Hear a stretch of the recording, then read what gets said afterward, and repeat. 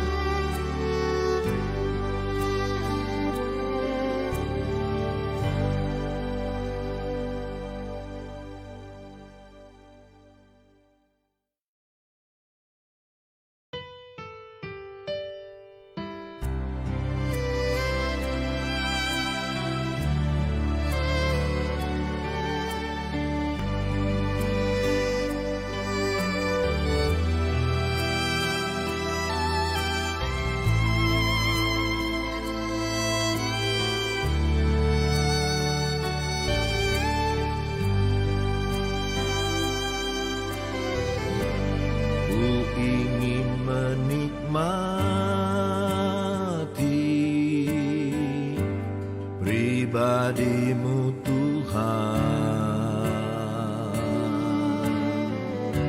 seperti rusa rindu mata air jernih, harta dan kekayaan, angkat emas dan perak, tak sebanding denganmu, Yesus kekasihku. Ku ingin menikmati pribadi-Mu Tuhan, seperti rusa rindu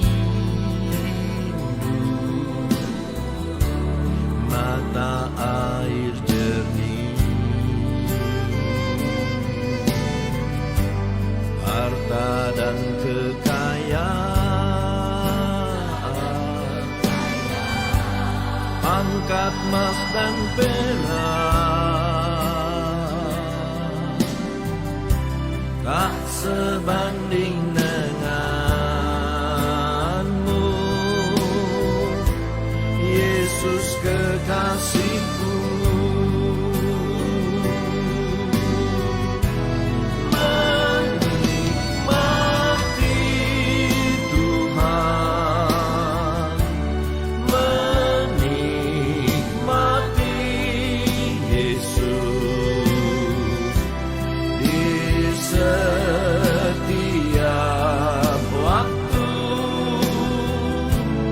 Kau berharga.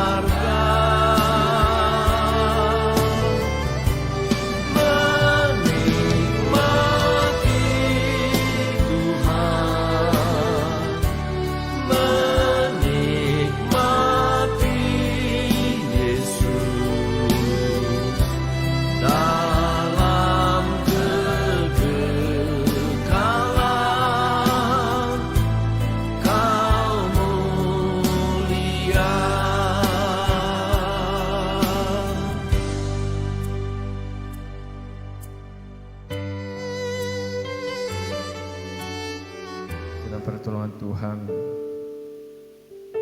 pada pagi hari ini kami masih boleh datang berkumpul bersama-sama dengan tujuan mau memuji memuliakan Engkau ya Bapa. Terima kasih Tuhan Yesus. Tidak ada yang dapat kami balaskan atas kasih dan pertolongan Tuhan dalam kehidupan kami, selain daripada datang menyerahkan kehidupan kami ke dalam tangan Tuhan, datang memuji memuliakan nama Tuhan. Terima kasih Tuhan Yesus. Pimpin ibadah kami Bapa, mulai dari awal, pertengahan hingga selesainya. Bahkan dalam sepanjang kehidupan kami, biarlah Roh Kudus-Mu yang selalu menyertai menuntun kami, sehingga setiap langkah kami Bapa, kami boleh melangkah seturut dengan kehendak Tuhan. Terima kasih Yesus. Kami siap masuk ke dalam ibadah kami, di dalam nama Tuhan Yesus Kristus. Haleluya. Amin. Haleluya.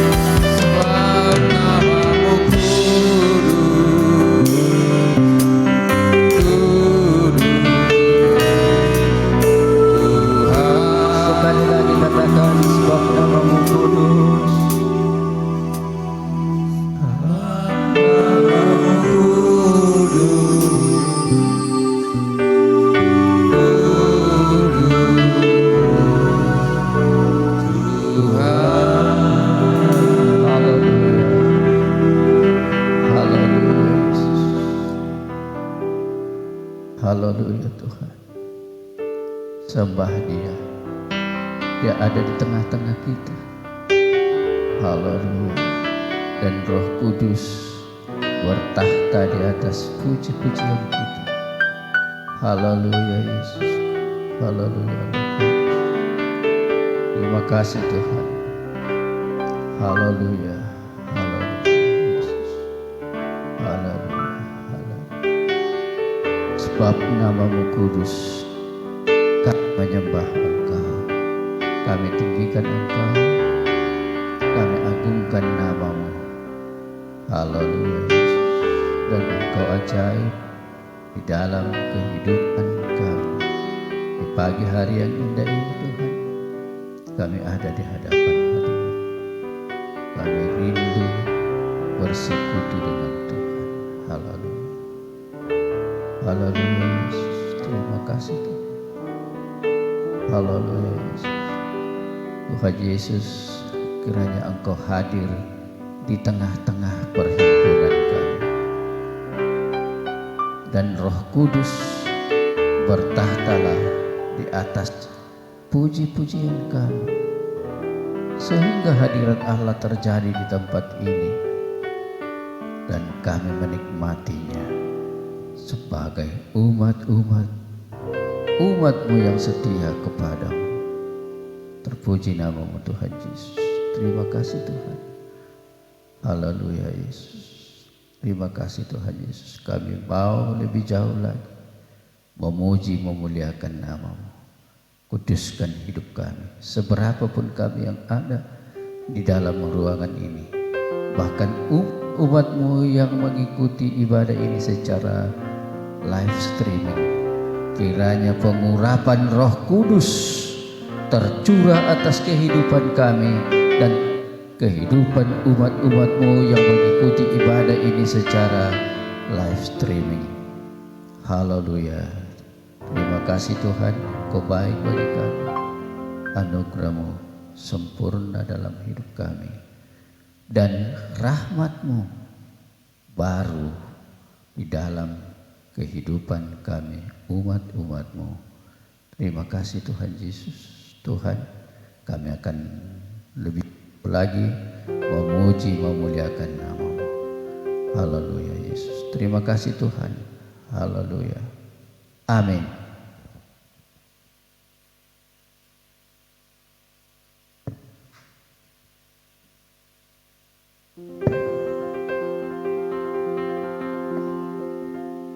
Haleluya. Puji nama Tuhan. Pagi hari ini kita mau bersorak memuji memuliakan nama Tuhan. Saya undang kita sama-sama bangkit berdiri. Kita angkat pujian kita. Bangkit serukan nama Yesus. Kita sama-sama bangkit berdiri. Haleluya.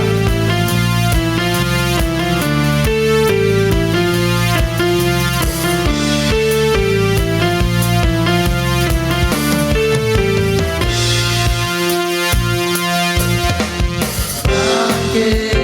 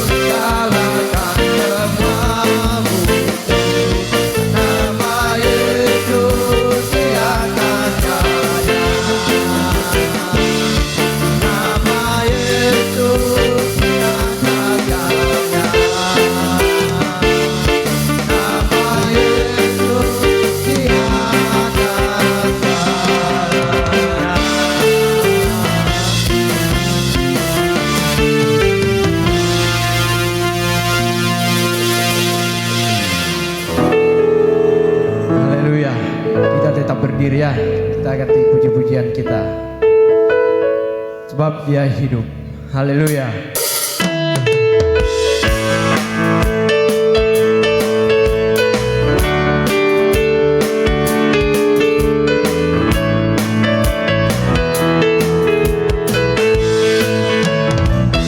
Anak Allah, Yesus namanya, menyembuhkan, menyucikan, agar mati, tebus dosaku, kubur kosong membuktikan Dia hidup. Anak Allah, Yesus namanya, menyembuhkan, menyucikan, agar mati, tebus dosaku, kubur kosong membuktikan Dia hidup. Sabda hidup pada hari esok, sabda hidup ku tak gentar, karena ku takkan terang hari esok. Hidupnya berarti sebab Dia hidup.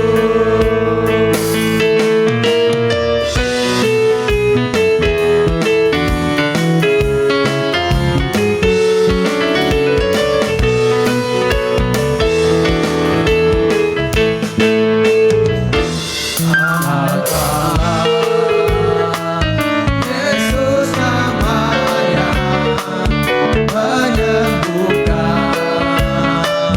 menyucikan, akan mati,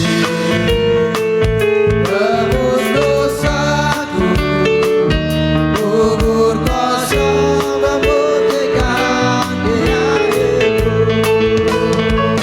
Sabda hidup pada hari esok, sabda hidup ku tak gentar, karena ku takkan terang hari esok. Hidupnya berarti sebab Dia hidup.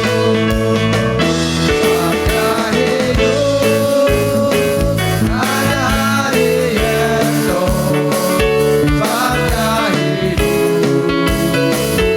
ku tak gentar, karena ku takkan terang hari esok. Hidupnya berarti sebab Dia hidup. Hidupnya berarti sebab Dia hidup. Hidupnya berarti sebab Dia hidup.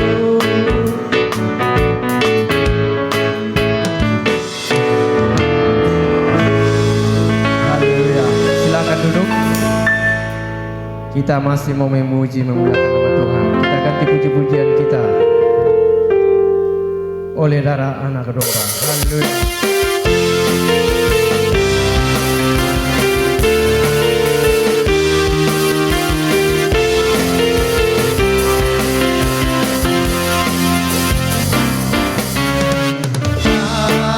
Sekaranglah tiba keselamatan dan kuasa,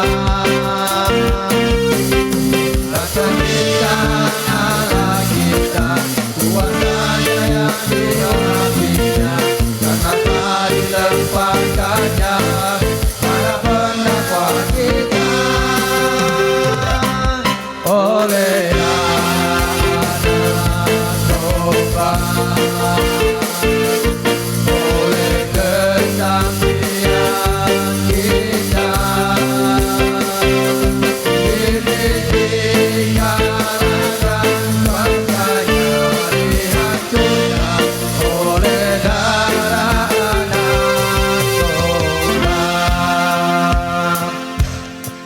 Haleluya.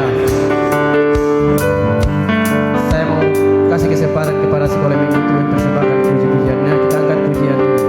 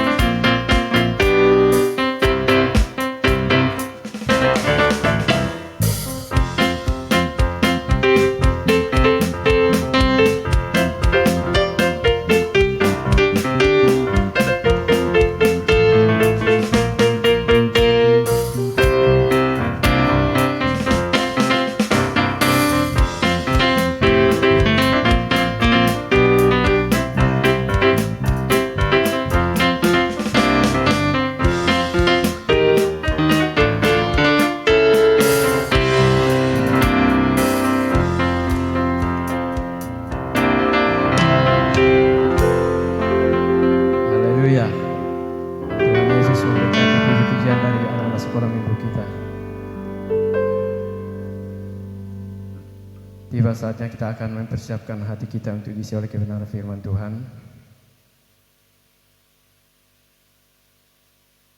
Kita sama-sama bangkit berdiri, kita angkat pujian kita, kusiapkan hatiku Tuhan.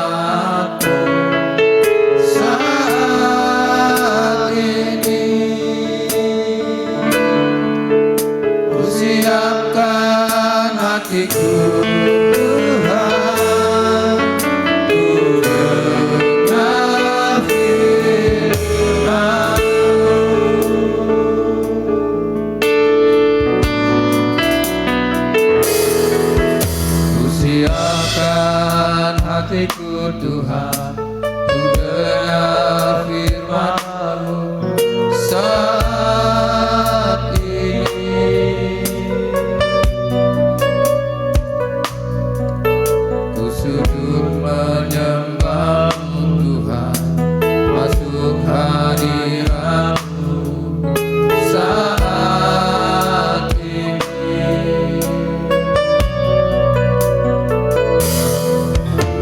Curahkan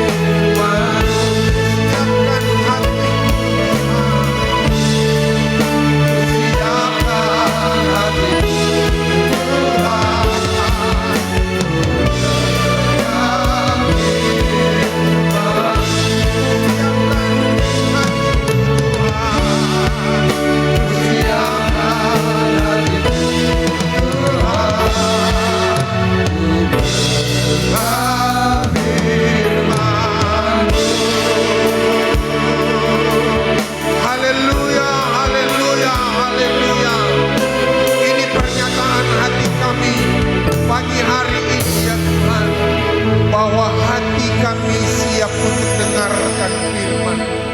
Tuhan, berfirmanlah kepada kami semua pagi hari ini. Biar lewat kebenaran firman-Mu kami dituntun oleh Tuhan.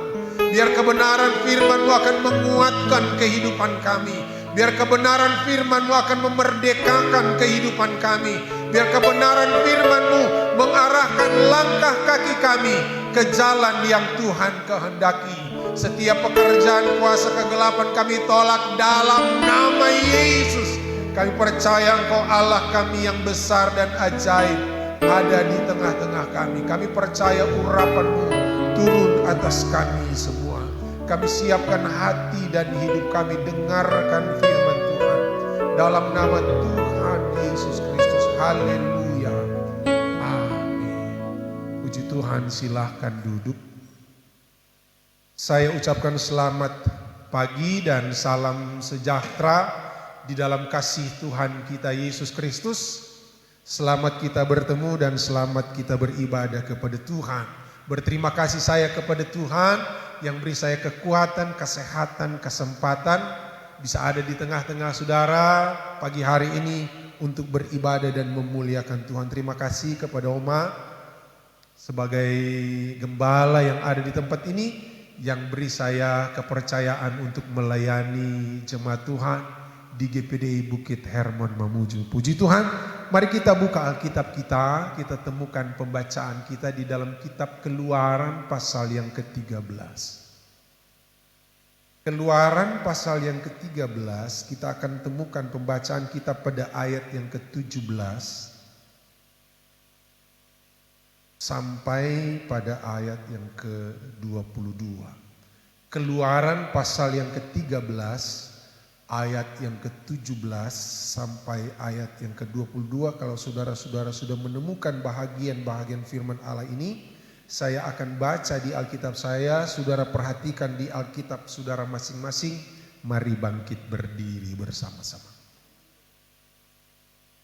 Setelah Fir'aun membiarkan bangsa itu pergi, Allah tidak menuntun mereka melalui jalan ke negeri orang Filistin. Walaupun jalan ini yang paling dekat. Sebab firman Allah, jangan-jangan bangsa itu menyesal apabila mereka menghadapi peperangan sehingga mereka kembali ke Mesir. Tetapi Allah menuntun bangsa itu berputar melalui jalan di padang gurun menuju ke Laut Teberau. Dengan siap sedia berperang, berjalanlah orang Israel dari tanah Mesir. Musa membawa tulang-tulang Yusuf, sebab tadinya Yusuf telah menyuruh anak-anak Israel bersumpah dengan sungguh-sungguh, Allah tentu akan mengindahkan kamu, maka kamu harus membawa tulang-tulangku dari sini. Demikianlah mereka berangkat dari Sukot dan berkemah di Etam, di tepi padang gurun. Tuhan berjalan di depan mereka pada siang hari dalam tiang awan untuk menuntun mereka di jalan, dan pada waktu malam dalam tiang api untuk menerangi mereka, sehingga mereka dapat berjalan siang dan malam. Dengan tidak beralih tiang awan itu tetap ada pada siang hari, dan tiang api pada waktu malam di depan bangsa itu. Puji Tuhan, silahkan duduk. Pagi hari ini kita mendapati bahagian-bahagian firman Tuhan yang menjelaskan kepada kita, yang menceritakan kepada kita, yang menerangkan kepada kita tentang keadaan orang Israel sesaat setelah mereka dilepaskan oleh Tuhan, dimerdekakan oleh Tuhan dari perhambaan di tanah Mesir. Tuhan lepaskan mereka dari tangan Firaun dengan kekuatan tangan Tuhan sendiri, sehingga Firaun kemudian tidak punya kekuatan lagi, tidak punya alasan lagi untuk menahan mereka lebih lama di Mesir, dan Firaun akhirnya melepaskan mereka, membiarkan mereka untuk meninggalkan Mesir, dan mereka harus kembali ke tanah Kanaan, ke negeri yang dijanjikan Tuhan kepada nenek moyang orang Israel, baik kepada Abraham, kepada Ishak maupun kepada Yakub. Nah, ketika Tuhan melepaskan mereka dari tangan Firaun, Alkitab menjelaskan kepada kita, justru ketika mereka lepas dari tangan Firaun, Allah tidak menuntun mereka melalui jalan di negeri orang Filistin. Padahal jalan ini adalah jalan yang paling dekat untuk membawa mereka tiba di tanah Kanaan yang secara turun-temurun dijanjikan oleh Tuhan kepada orang Israel. Justru atas kehendak Tuhan, Alkitab berkata, Allah kemudian menuntun mereka. Bukan pilihan orang Israel. Tetapi atas kehendak Tuhan, Allah kemudian menuntun mereka berputar melewati padang gurun. Biasanya kita, kalau kita dijanjikan sesuatu, kalau kita diberi penawaran tentang sesuatu yang menarik, kita tentu akan memilih jalan dan cara yang paling mudah, jalan dan cara yang paling cepat untuk mendapatkan apa yang dijanjikan kepada kita. Tetapi Tuhan kemudian memilih cara yang berbeda. Kita percaya bahwa semua ada dalam rancangan Tuhan, semua ada dalam rencana Tuhan. Alkitab berkata, rancangan Tuhan itu tidak mungkin gagal. Tuhan selalu bekerja dalam agendanya. Tuhan selalu bekerja dalam waktu-waktunya. Nah, dalam bahagian ini kita melihat Tuhan menuntun orang Israel justru lewat negeri orang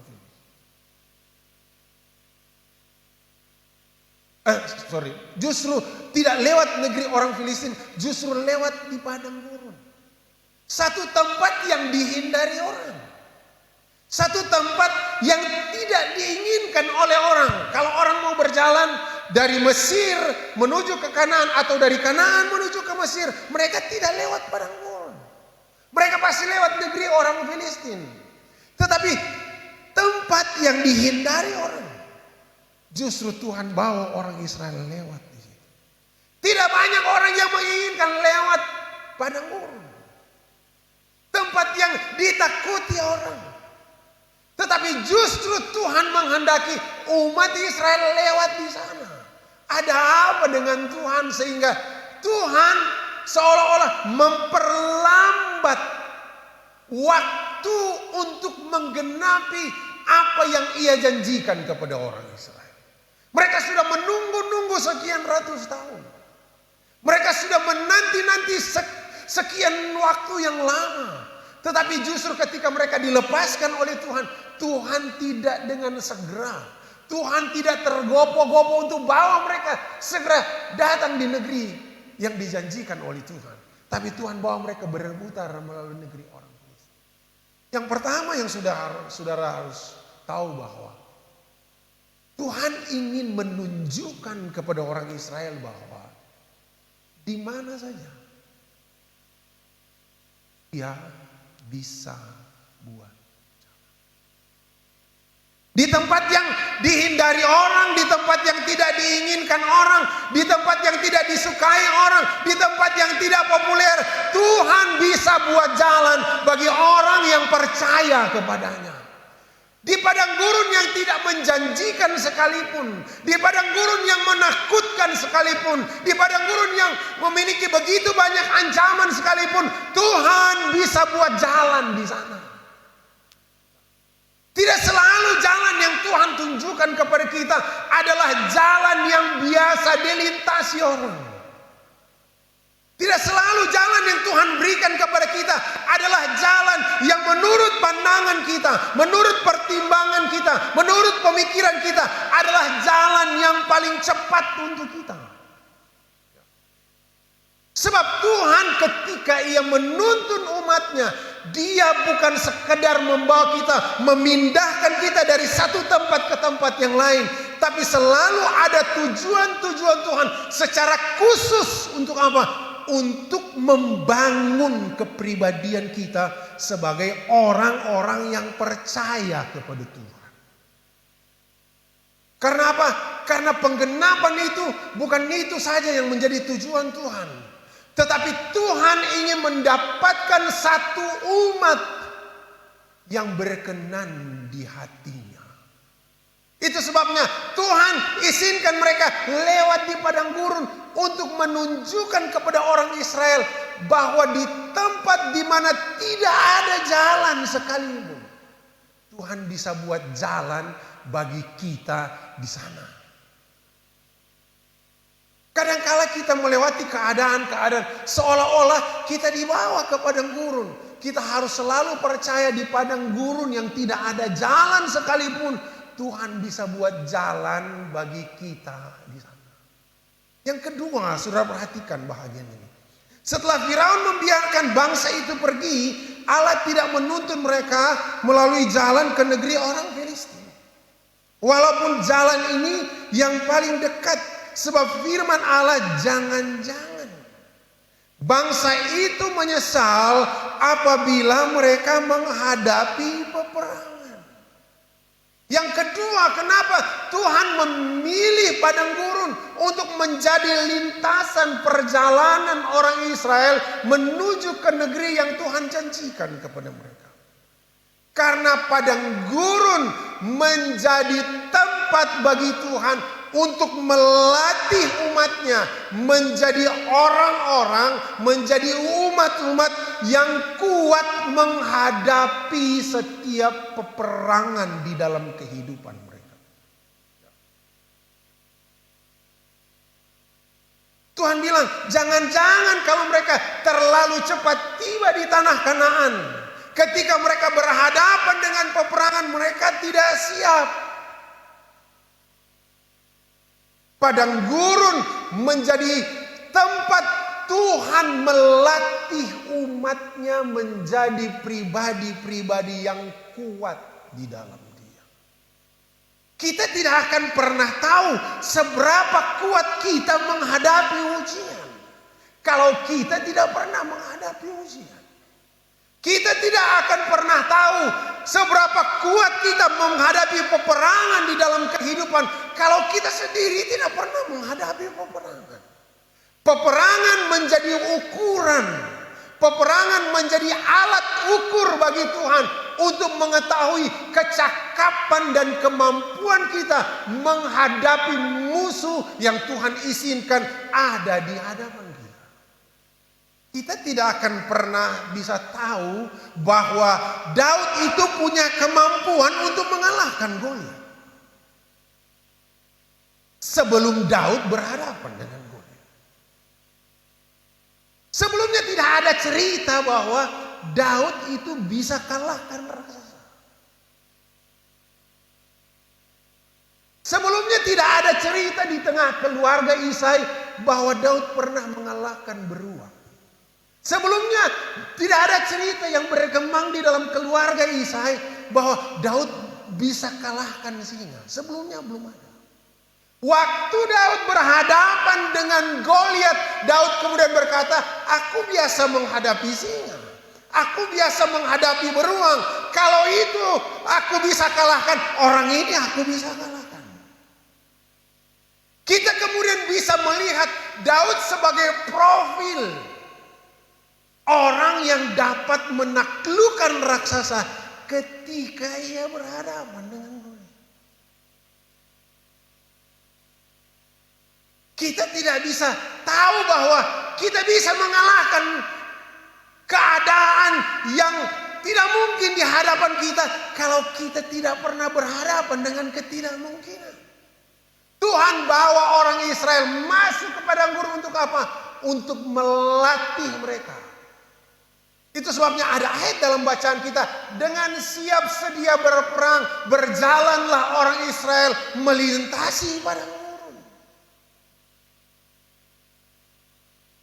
Kalau Tuhan yang menuntun kita berhadapan dengan Goliat kah? Berhadapan dengan dapur api kah? Berhadapan dengan Filistin kah? Berhadapan dengan apa saja yang Tuhan izinkan ada di hadapan kita. Kita percaya kalau Tuhan yang mengizinkan itu. Tuhan ingin melatih kecakapan kita, kemampuan kita untuk mengatasi segala sesuatu. Karena apa? Karena bersama dengan Tuhan kita cakap melakukan segala sesuatu. Karena bersama dengan Tuhan kita dapat melakukan perkara-perkara yang besar. Kenapa? Karena Tuhan yang menuntun kita ke sana.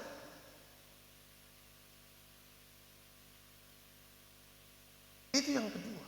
Yang pertama, kenapa Tuhan tuntun bawa mereka ke padang gurun? Agar supaya Tuhan ingin menunjukkan kepada umatnya di mana saja dia sanggup buat jalan. Yang kedua, agar supaya padang gurun menjadi tempat Tuhan untuk melatih umat menjadi orang-orang yang siap sedia berperang. Tuhan tidak mau ketika kita berhadapan dengan sesuatu kita kemudian mundur. Tuhan tidak menginginkan orang-orang percaya yang tidak punya kemampuan mengatasi segala sesuatu. Justru Tuhan ingin memperlengkapi kita. Sebentar lagi kita akan merayakan hari kenaikan Tuhan Yesus Kristus. 10 hari kemudian kita merayakan hari ketuhanan Roh Kudus. Hari yang ke-50. Alkitab berkata kamu akan menerima kuasa ketika Roh Kudus itu turun atas kamu. Itu bentuk penyediaan Tuhan bagi kita agar supaya apa? Agar supaya kita cakap menghadapi tipu muslihat iblis. Akhirnya hendaklah kamu kuat di dalam Tuhan, di dalam kekuatan kuasa. Kalau Tuhan izinkan kita seperti orang Israel masuk ke padang gurun, Tuhan sementara latih kita. Amin saudara. Orang kalau lewat ujian biasanya mau naik kelas.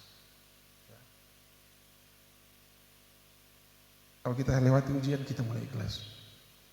Kalau kita sementara dilatih oleh Tuhan supaya apa? Supaya otot rohani kita jadi kuat. Orang yang kuat biasanya sehat. Orang yang sehat kebal dengan penyakit, punya daya tahan yang baik, punya endurance yang baik. Kenapa? Karena selalu dilatih. Kita akan terbiasa menghadapi segala kesulitan, ujian, tantangan, pencobaan dalam perjalanan hidup. Kalau kita biasa masuk kepadanya. Karena apa? Karena di situ tempat Tuhan melatih kita. Yang ketiga, kenapa Tuhan bawa orang Israel masuk ke padang gurun? Kenapa Tuhan tidak segera membawa mereka untuk tiba di tanah Kanaan? Karena bagi Tuhan proses jauh lebih penting daripada hasil. Janji tentang Kanaan sudah diberikan ketika Tuhan panggil Abraham. Waktu Tuhan panggil Abraham, kemudian datang kepada generasi selanjutnya, janji ini diberikan kepada Ishak. Datang kepada Ishak, janji ini diberikan kepada Yakub. Keturunan Yakub kemudian pergi ke Mesir. Apakah Kanaan itu menjadi hilang karena mereka ada di Mesir? Kanaan tidak pernah hilang. Kanaan tidak pernah hilang. Dalam tekanan orang Mesir, dalam perbudakan di Mesir, tidak menghilangkan Kanaan. Ketika mereka lewat di padang gurun, Kanaan hilang. Kanaan tidak pernah hilang. Artinya apa? Hasil itu sudah pasti bagi Tuhan. Yang Tuhan mau berurusan dengan kita adalah proses kita menuju ke Kanaan. Itu jauh lebih penting. Saya mau bilang sama saudara, Kanaan saudara tidak pernah hilang. Mungkin ada Kanaan yang sementara saudara minta dari Tuhan. Ada janji yang sudah sementara tunggu-tunggu dari Tuhan. Saya mau bilang sama saudara, apa yang Tuhan janjikan tidak pernah hilang.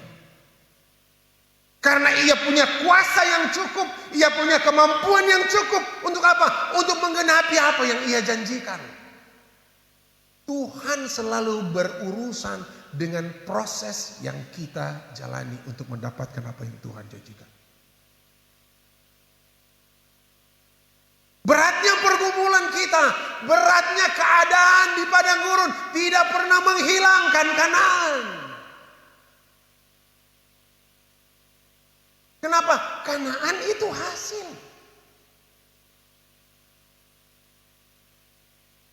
Hasil dari pengiringan, pelayanan, penyembahan, pemujaan, dan iman kita kepada Tuhan. Kanaan itu hasil. Saya mau tanya saudara,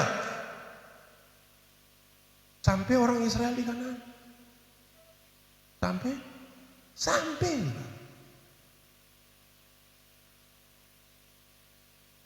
Kalau Abraham kemudian menurunkan cerita tentang apa yang Tuhan janjikan kepada dirinya, kepada Ishak. Kemudian Tuhan sendiri berfirman kepada Ishak, Tuhan sendiri berfirman kepada Yakub, Tuhan sendiri berfirman kepada keturunan Israel. Meskipun membutuhkan rentang waktu yang panjang, kurun waktu yang panjang itu tidak pernah menghilangkan Kanaan. Panjangnya waktu yang saudara jalani dalam pergumulan terhadap apa yang saudara minta kepada Tuhan tidak pernah menghilangkan apa yang Tuhan janjikan di dalam kehidupan kita. Waktu tidak dapat membunuh apa yang Tuhan janjikan kepada kita. Beratnya pergumulan tidak dapat menghentikan apa yang Tuhan janjikan kepada kita. Tapi Tuhan selalu berurusan dengan proses. Yang Tuhan inginkan adalah proses. Tuhan lebih berfokus kepada proses. Karena apa? Karena hasil itu ada di dalam tangannya. Jadi kalau ada Kanaan yang sementara saudara tunggu, percaya saudara pasti tiba di sana. Itu yang ketiga. Yang keempat. Pertama, kenapa Tuhan bawa mereka ke padang gurun? Untuk menunjukkan kepada mereka bahwa di mana saja Tuhan bisa buat jalan. Yang kedua, kenapa Tuhan bawa mereka ke padang gurun? Karena padang gurun adalah tempat yang baik untuk melatih umatnya menjadi umat yang kuat dan siap menghadapi peperangan apapun. Yang ketiga, kenapa Tuhan bawa mereka lewat padang gurun? Karena bagi Tuhan proses jauh lebih penting daripada hasil. Yang keempat, kenapa Tuhan bawa mereka lewat padang gurun?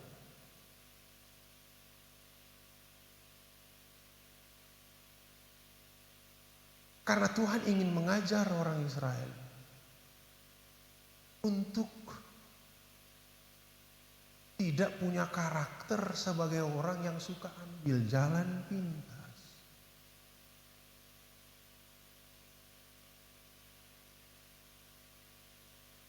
Tuhan tidak mau mendapatkan satu umat yang disebut dengan generasi yang instan. Memang kemajuan teknologi hari-hari ini menggiring kita kepada percepatan demi percepatan. Terjadi speed up di mana-mana. Dulu waktu saya masih kecil tinggal di kampung di Sulawesi Utara, orang kalau mau berurusan dengan bank 1 hari tarik uang 100.000 tahun 80-an 1 hari, keluar dari pagi naik bis, minibus, kemudian pergi ke kota Manado, tunggu di sana berantri, dipanggil, kemudian ambil uang 100.000 baru bisa pulang. Hari ini semua serba cepat. Ada percepatan di mana-mana. Teknologi kemudian memudahkan kita. Tetapi terhadap pembangunan karakter, Tuhan berurusan dengan waktu dengan kita. Kenapa? Karena semakin lama kita berjalan bersama-sama dengan Dia, kita akan menjadi serupa dengan Dia.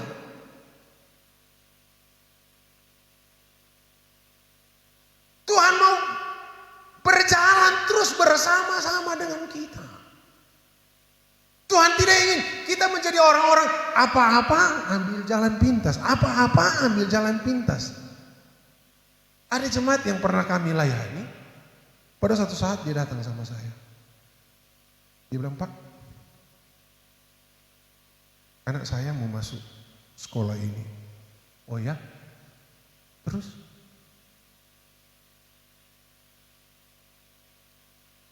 Sudah urus semua berkasnya? Sudah Pak.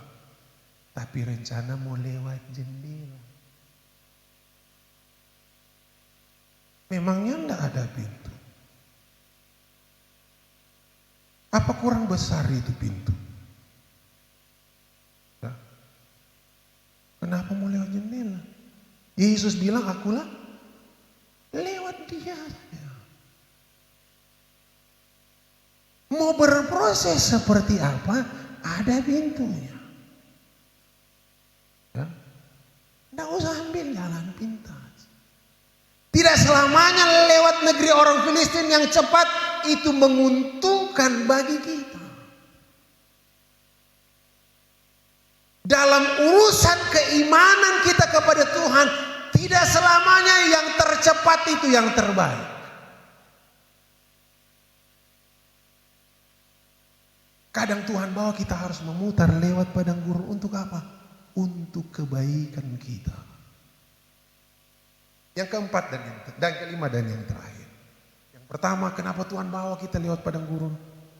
Supaya Tuhan ingin menunjukkan kepada umatnya di mana saja dia bisa buat jalan. Yang kedua, padang gurun jadi tempat di mana Tuhan melatih umatnya jadi orang-orang yang kuat. Yang ketiga, kenapa lewat padang gurun? Karena Tuhan lebih mementingkan proses daripada hasil. Yang keempat, kenapa lewat padang gurun? Supaya kita tidak terbiasa lewat jalan pintas. Kita harus terbiasa percaya kepada tuntunan yang Tuhan berikan di dalam kehidupan kita. Yang kelima, kenapa orang Israel dituntun ke padang gurun? Karena padang gurun adalah tempat yang ideal bagi Tuhan untuk mendemonstrasikan kekuatan. Saudara belajar perjalanan orang Israel. Saudara belajar tentang sejarah orang Israel. Justru di padang gurun mereka melihat begitu banyak mujizat Tuhan.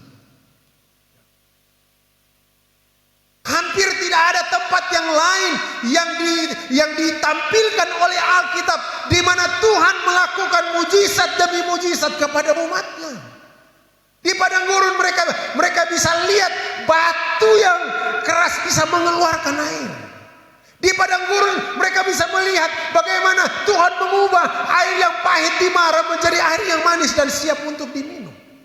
Di padang gurun mereka tidak beternak, mereka ingin makan daging, tiba-tiba Tuhan meniupkan angin timur. Kemudian datanglah burung puyuh menutupi seluruh perkemahan orang Israel. Di padang gurun mereka makan roti dari sorga. Sesaat ketika mereka menjejakkan kaki mereka di padang gurun, di situ paginya turunlah mana dari sorga. Untuk apa? Untuk memelihara orang Israel, untuk memberi makan orang Israel. Bisa dikatakan sepanjang perjalanan mereka selama 40 tahun tidak ada satu hari yang mereka jalani tanpa mujizat Tuhan. Setiap hari, hari demi hari, Tuhan menyiapkan mujizat demi mujizat bagi mereka. Untuk apa? Untuk memelihara kehidupan mereka. Satu kumpulan umat yang begitu besar. Mereka membutuhkan kehangatan di padang gurun. Ada tiang api yang menuntun mereka pada waktu malam. Satu kumpulan umat yang begitu besar, tidak ada payung yang bisa menaungi mereka. Tapi Tuhan membuat tiang awan di siang hari untuk apa? Untuk mereka bisa berjalan tidak kepanasan, tapi dalam keadaan yang adem bagi mereka. Karena apa? Karena ada tiang awan yang menaungi mereka. Alkitab berkata, dengan tidak beralih, tiang api itu ada pada malam hari dan tiang awan ada pada siang hari. Selama mereka ada di padang gurun. Kapan itu bisa berhenti? Ketika mereka tiba di tanah Kanaan. Padang gurun jadi tempat yang ideal bagi Tuhan untuk apa? Untuk menyatakan kekuatannya. Untuk mendemonstrasikan kuasanya bagi umat Israel. Jadi kalau kita ada di padang gurun hari ini kesempatan bagi kita untuk apa? Untuk melihat kebesaran Tuhan dinyatakan dalam hidup kita. Tidak usah mengeluh kalau ada di padang gurun. Jangan marah kalau ada di padang gurun. Jangan bersungut kalau ada di padang gurun. Percayalah kepada Tuhan, di padang gurun Dia bisa buat jalan. Ini tempat bagi kita untuk Tuhan membentuk karakter kita sesuai dengan kehendak-Nya. Ini tempat bagi kita untuk mengajar kita bahwa proses itu jauh lebih penting daripada hasilnya. Untuk mengajar kita bahwa di padang gurun adalah tempat yang ideal bagi kita untuk melihat kemuliaan Tuhan. Jangan takut ada di padang gurun, karena di mana saja Tuhan ada bagi kita semua. Tuhan Yesus berkati kita. Ini yang dapat saya bagikan. Kita berdiri semua. Puji Tuhan. Puji Tuhan. Bukan dengan kekuatanku ku dapat jalani hidup. Puji Tuhan. Puji Tuhan. Puji Tuhan. Kekuatanku ku dapat jalani hidupku tanpa Tuhan yang di sampingku. Ku tak mampu sendiri, Engkaulah Engkaulah Tuhanku yang menopang, yang menopangku. Ku pandang wajah-Mu dan berseru, pertolonganku datang dari-Mu. Peganglah tanganku, jangan lepaskan. Kaulah harapan dalam hidupku. Dari awal kita nyanyikan bukan dengan kekuatan dapat jalani hidupku tanpa Tuhan yang di sampingku.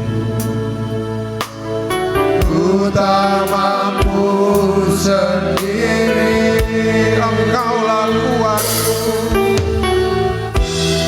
Engkaulah Tuhanku, menopangku, yang menopangku.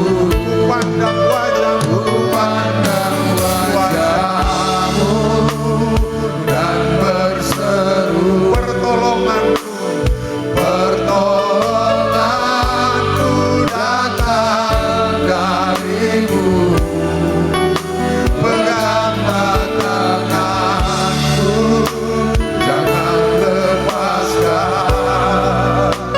Kaulah harapan dalam ku pandang wajah-Mu, ku pandang wajah. Haleluya, haleluya, haleluya. Pertolonganku datang dari-Mu. Peganglah tanganku, haleluya, haleluya. Oh, haleluya. Kaulah harapan dalam hidupku. Saudara, saya tidak tahu kenaan apa yang sementara saudara tunggu dari Tuhan. Janji apa yang sementara saudara nantikan dari Tuhan. Mungkin saat ini saudara merasa seperti ada di tengah-tengah padang gurun. Percayalah bahwa di padang gurun sekalipun Tuhan ada bagi saudara. Padang gurun tidak dapat menghentikan penyediaan Tuhan bagi orang Israel. Padang gurun tidak dapat menghentikan cara Tuhan untuk memelihara orang Israel. Padang gurun tidak dapat menghentikan kuasa Tuhan berlaku atas orang Israel. Kita harus percaya bahwa di padang gurun yang dihindari orang, tempat yang tidak populer sekalipun, tempat yang tidak disukai orang, tempat yang dihindari orang, di situ Tuhan bisa buat jalan di dalam kehidupan kita. Satu yang Tuhan mau kita berproses di dalam Tuhan. Semakin hari semakin disempurnakan oleh Tuhan. Menjadi orang-orang percaya yang berkenan kepada Tuhan, yang seturut dengan kehendak Tuhan. Tidak perlu memberontak kalau kita ada di padang gurun. Tidak perlu bersungut-sungut kalau kita ada di padang gurun. Tidak perlu marah kalau kita ada di padang gurun. Tidak perlu mengeluh kalau kita ada di padang gurun. Bersyukur saudara ada di padang gurun. Karena padang gurun adalah tempat yang ideal bagi Tuhan untuk melaksanakan rencananya di dalam kehidupan kita. Puji Tuhan. Ku pandang wajah-Mu dan berseru, pertolonganku datang dari-Mu. Peganglah tanganku, jangan lepaskan. Kaulah harapan dalam hidupku. Ku pandang wajah-Mu dan berseru. Bapa, pagi hari ini kami datang kepada-Mu. Tuhan, Engkau lihat setiap umat-Mu dengan segala pergumulan yang mereka hadapi. Kami percaya kalau hari ini kami ada di padang gurun, Tuhan ada bagi kami. Tuhan tidak pernah tinggalkan kehidupan kami. Kalau Tuhan tuntut kami masuk di padang gurun, kami percaya ada mujizat, ada keajaiban, ada pertolongan Tuhan bagi kami. Di padang gurun yang menakutkan sekalipun, kami percaya Tuhan tidak pernah meninggalkan kehidupan kami. Berkati Tuhan setiap tangan yang diangkat kepada Tuhan. Berkati setiap hati yang berseru kepada-Mu pagi hari ini. Biar tangan Tuhan turun dan menjamah kehidupan kami semua. Nyatakan pertolongan-Mu, nyatakan mujizat-Mu, nyatakan keajaiban-Mu bagi kami semua. Haleluya, haleluya, haleluya. Terima kasih Tuhan, terima kasih Bapa. Terima kasih untuk kebenaran-Mu bagi kami pagi hari ini. Berkati setiap telinga yang sudah dengar firman Tuhan. Berkati setiap hati yang terbuka, yang telah ditaburi oleh kebenaran firman-Mu ya Tuhan. Kami percaya benih firman Tuhan tidak tertabur dengan sia-sia. Ia akan jatuh di tanah yang baik dan akan bertumbuh berbuah untuk kemuliaan bagi nama Tuhan. Kami bersyukur untuk firman Tuhan pagi hari ini. Di dalam nama Tuhan Yesus Kristus kami berdoa. Haleluya. Amin. Puji Tuhan. Saya serahkan kepada yang akan melanjutkan.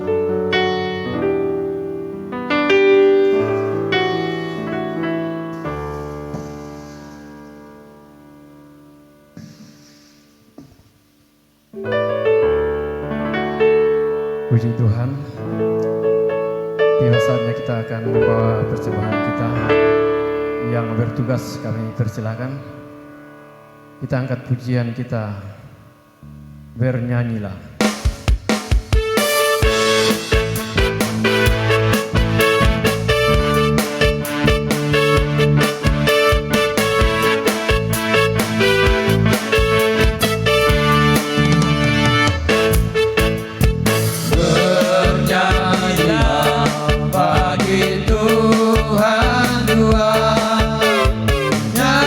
Nyanyikanlah nyanyian syukur bagi Dia.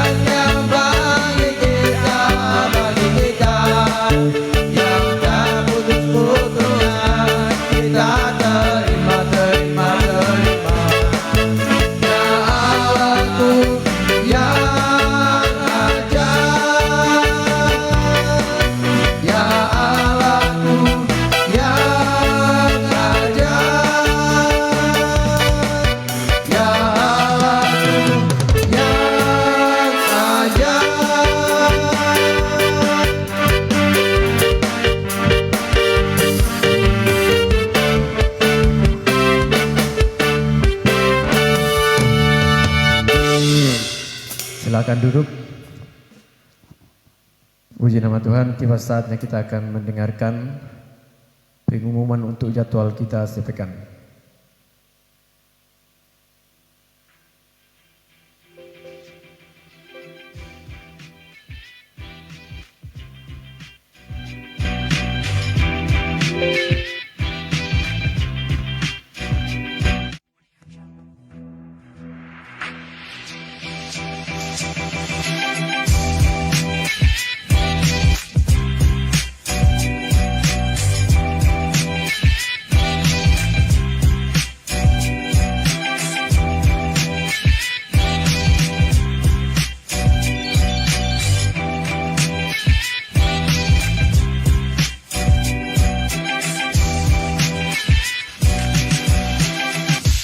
Haleluya.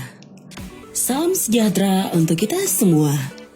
Inilah Warta Jemaat Gereja Pantai Kosta di Indonesia, Jemaat Bukit Hermon, Mamuju. Selamat datang dan selamat beribadah kami ucapkan kepada Bapak, Ibu, Saudara-saudari. Inilah jadwal kegiatan kita selama sepekan. Hari Rabu pukul 7 malam, kebaktian rumah tangga di keluarga Bapak Teddy Mosialdo. Hari Kamis pukul 7 malam, latihan ibadah raya pertama. Hari Jumat jam 3 sore, doa dan puasa di gereja. Pukul setengah 7 malam, persekutuan doa. Dan pukul setengah 8 malam, latihan ibadah raya kedua. Hari Sabtu pukul 5 sore, latihan ibadah pemuda. Pukul setengah 7 malam, ibadah pemuda. Hari Minggu pukul setengah 9 pagi, ibadah raya pertama. Dan pukul setengah 7 malam, ibadah raya kedua. Inilah jadwal pelayan ibadah raya pertama. Pemimpin pujian Ibu Jane Isra. Musik Else, Gideon, Wita, dan Stephen. Singers Ibu Vera Sihombing, Ibu Gloria Kailem, dan Ibu Erni Musialu. Rebana, Vanessa, Tere, dan Amora. Multimedia Kreatif Tim. Kolektan Ibu Yusda Yonas dan Ibu Yosepina Redi. Aser Bapak Ibu Musa Sabtu. Jadwal pelayan ibadah raya kedua. Pemimpin pujian Bapak Otniel Amba. Musik Gusti, Tria, Kenzo, dan Stephen. Singers Bapak Medi, Saudara Julius, dan Bapak Hans Muntuan. Rebana, Vanessa, Tere, dan Amora. Multimedia Kreatif Tim. Kolektan Ibu Mulawati Amba dan Ibu Yohana Medi. Aser Ibu Mariones.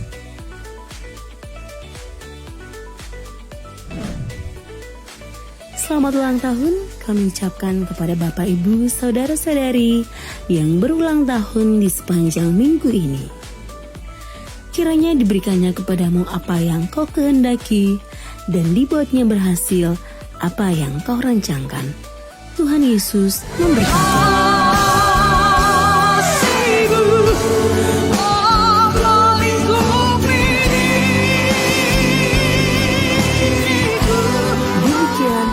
Jemaat minggu ini. Semoga Tuhan menolong kita untuk tetap Untuk jadwal kegiatan kita sepekan, dan segera kita akan mengakhiri ibadah kita saat ini, dan nanti doa berkat dibawakan oleh Ibu Gembala. Saya undang kita sama-sama bangkit berdiri, kita angkat pujian kita. Terima kasih Tuhan.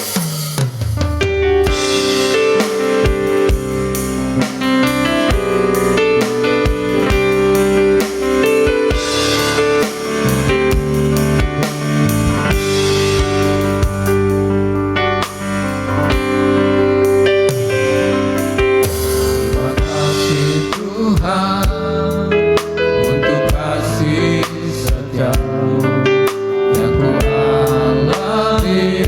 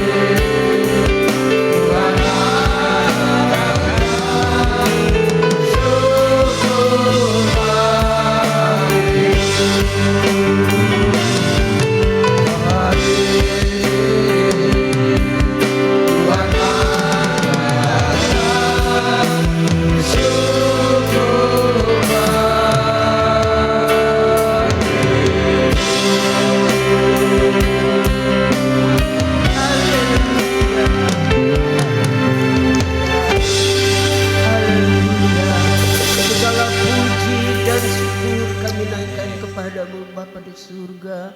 Bapa, di dalam nama Tuhan Yesus Juru Selamat kami, Bapa yang sudah memberkati kami siang hari ini dengan kebenaran firman-Mu yang kami telah dengarkan. Kami percaya tidak ada satupun yang akan kembali dengan kosong, tapi semua kembali dengan penuh berkat, sukacita, damai, sejahtera yang dikerjakan oleh Roh Kudus-Mu. Sebab itu Bapa di surga, Roh Kudus-Mu memberkati firman-Mu di dalam hati kami, hingga ketika kami menghadapi masalah, ketika kami menghadapi pergumulan, kami tidak bersungut-sungut, tapi kami percaya Engkau punya rencana yang indah dalam setiap kehidupan kami. Ajar kami untuk tetap mengucap syukur dan berterima kasih kepada Tuhan. Berkati hamba-Mu yang sudah memberitakan firman-Mu saat ini. Tuhan, pakai sesuai dengan kuasa-Mu di dalam pelayanan yang ada di Terayu. Kami percaya Tuhan membawa mereka ke sana. Kami percaya ada rencana Tuhan yang indah dan mulia, agar jiwa-jiwa yang ada di Terayu dimenangkan untuk hormat kemuliaan bagi nama Tuhan. Sebab itu pakailah mereka sesuai dengan kehendak-Mu ya Bapa. Bahkan dimanapun hamba-Mu berdiri menyampaikan firman-Mu, kuasa-Mu, urapan-Mu turun dan menyertai pelayanan hamba-Mu. Terpujilah nama-Mu Bapa. Berkati baik pribadi, bahkan keluarga dan jemaat yang ada, sama-sama diberkati oleh Tuhan. Dan seluruh sidang jemaat yang telah hadir saat ini, Tuhan memberkati setiap korban persembahan. Bahkan ada yang mengembalikan milik Tuhan, lipat gandakan apa yang pada mereka, supaya tetap ada pujian syukur naik di hadapan hadirat-Mu, mengalami berkat-berkat yang berkelimpahan dalam segala tugas dan pekerjaan, dalam usaha apapun yang dilakukan dan dikerjakan anak-anak-Mu yang tidak bertentangan dengan firman-Mu, dibuat Tuhan berhasil. Segala puji bagi nama-Mu Bapa. Juga kami berdoa buat jemaat yang sementara bepergian berlibur. Tuhan menyertai mereka dan Tuhan buka jalan. Mereka boleh kembali lagi, kami dapat berkumpul bersama-sama memuji memuliakan nama-Mu. Khususnya hamba-Mu Pendeta Max, suami istri dan anak-anak, Tuhan menyertai dan memberkati, sehingga dimanapun hamba-Mu berada, kami percaya kami semua di dalam tuntunan dan penyertaan Tuhan. Terpujilah nama-Mu Bapa di surga. Sebentar kami akhiri ibadah kami. Kami percaya Tuhan menyertai umat-Mu akan kembali ke rumah. Dan biarlah di sepanjang hari ini, bahkan ibadah kami sebentar malam pun diberkati oleh Tuhan. Terima kasih Bapa. Ampuni segala kekurangan kelemahan yang Tuhan dapatkan, dan sempurnakan ibadah kami untuk hormat bagi nama Tuhan. Terima kasih Bapa di surga. Sidang jemaat yang dikasihi Tuhan, arahkan hatimu, angkat tanganmu dan terima berkat dari Tuhan. Pulanglah dengan membawa berkat dari Allah Bapa, cinta kasih sayang dari Tuhan Yesus Kristus, pimpinan kekuatan di dalam Roh-Nya yang kudus, menyertai kita terus dari saat ini sampai Maranatha Yesus datang menjemput kita masuk dalam kemuliaan-Nya. Kami akhiri ibadah kami di dalam nama Bapa, Putra dan Roh Kudus, yaitu di dalam nama Tuhan Yesus Kristus. Haleluya.